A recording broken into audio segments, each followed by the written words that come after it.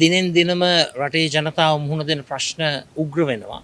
දිගින් දිගටම මේ ප්‍රශ්නවලට විසඳුම් ලබා දෙන්නේ කියලා අපි රජයෙන් ඉල්ලීම් කරනවා. නමුත් මේ වනතෙක් රටේ ජනතාවට විශේෂ සහන පැකේජයක් ලබා දෙන්නට රජය අපොහොසත් වෙලා තිබෙනවා. ලෝකයේ බොහෝ රටවල් වල ඉන්ධන වලට ගහන බදු අඩු කරලා පාරිභෝගිකයට සහන ලබා දීලා තිබෙනවා. ඒ වගේම විශේෂයෙන්ම වැඩ කරන ජනතාවට ඒ ජීවන බර, අසහනය, කම්පනය, පීඩනය අවම කිරීම සඳහා විවිධාකාරයේ බදු සහන ලබා දෙන්නට ඒ රටවල් වල ආණ්ඩු කටයුතු කරලා තිබෙනවා. අපේ රටේ තත්ත්වය මොකක්ද? අපේ රටේ තත්ත්වය තමයි තෙල් මිල වැඩි කරා, විදුලි බිල වැඩි කරා, බදු බර වැඩි කරා, ජනතාවට පටවන්න පුළුවන් උපරිම බරපතවල අඬබෙර ගහලා කියනවා මහා භාණ්ඩාගාරයේ පිරී ඉතිරී යන්න සල්ලි තියෙනවා. ට්‍රිලියන ගණන් සල්ලි තියෙනවා. මම අහන්න කැමතියි වර්තමාන ජනාධිපතිවරයා ප්‍රමුඛ රජයෙන් ඇයි මේ ට්‍රිලියන ගණන් මුදල් උපයෝගී කරගෙන අසහනයට පීඩනයට පත්වෙච්ච ජීවත් වීමේ අමාරුවෙන් ගත කරන දසලක්ෂ සංඛ්‍යාත අපේ රටේ ජනතාවට ඇයි සහන ලබා දෙන්නට බැරි? අපි පිළිගන්නවා රජයේ වටා සිටින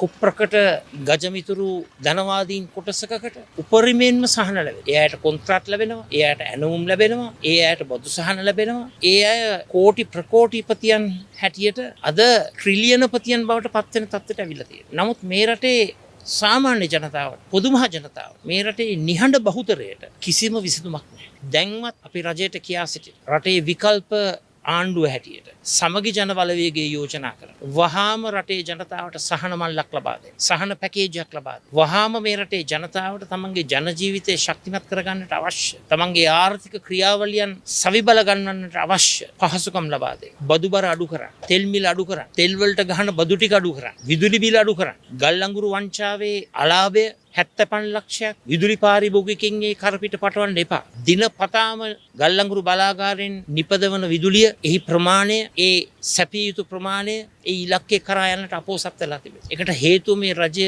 බාල ගල් අඟුරු ගෙන්නේ. බාල ගල් අඟුරු ගෙන්නුවයි කියලා ඒකේ බර රටේ ජනතාවගේ කරපිට විදුලි බිල වැඩි කරලා පටවන එක අන්තිම අසාධාරණ. අපි පැහැදිලිවම ජනාධිපතිවරයාට කියනවා මේ බාල ගල් අඟුරු හොර ගිවිසුමට, මේ හොර ක්‍රියාවලියට සම්බන්ධ සියලු දෙනා නීතිය හමුවට ගෙනෙන්න කටයුතු කරන්න. ඒ වගේම මේ වංචාව පිළිබඳව බලශක්ති ඇමතිවරයා වහාම උත්තර සපයන්නට ඔබගේ වගකීම තමයි අඛණ්ඩ විදුලි සැපීමක් රටේ පාරිභෝගිකයට ලබා දෙන්න. නමුත් ඔබ කරලා තිබෙන්නේ අඛණ්ඩව බාල ගල් අඟුරු සපයලා තිබෙනවා නොරොච්චෝලේ ලක්විජය බලාගාරය. එනේන නැවක්ම ගේන්නේ බාල ගල් අඟුරු. යොදවන ගල් අඟුරු සියල්ලක්ම ප්‍රමිතියෙන් තොර ගල් අඟුරු. ඒ නිසා මේ අඛණ්ඩව ගෙන්නන බාල ගල් අඟුරු මේ දූෂිත ගනුදෙනුව වහා නතර කරලා මේ රටේ විදුලි පාරිභෝගිකයාගේ අයිතිය ආරක්ෂා කරලා ඉක්මනින්ම මේ රටේ ජනතාවට සහන පැකේජයක් තමන්ගේ ආර්ථිකය ශක්තිමත් කරගන්නට ලබා දෙන්න. රජයේ වගකීම. ඒ වගකීමෙන් ජනාධිපතිවරයාටවත් ආණ්ඩුවටවත් පැන යන්න බෑ.